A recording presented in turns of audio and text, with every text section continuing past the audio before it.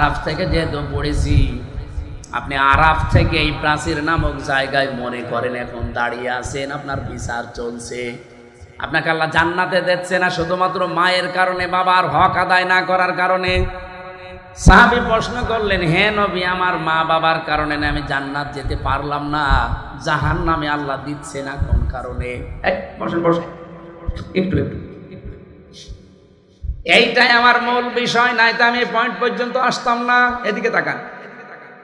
সাহাবী প্রশ্ন করার সঙ্গে সঙ্গে নবীজি বললেন তাকে, আল্লাহ জান্নাতে দিচ্ছে না মা বাবার কারণে, আর জাহান্নামে দিচ্ছে না, লোকটা আর যাই করুক দুনিয়ায় দিন কায়েমের জন্য চেষ্টা করতে। তাহলে দিন কায়েম করা এটা কিন্তু ফরজ, এটা নফল কাজ না। যত ফরজ আছে দুনিয়ায়, এই জমিনে আল্লাহর দিন কায়েম করা, নামাজ, রোজা, হজ, যাকাত, দান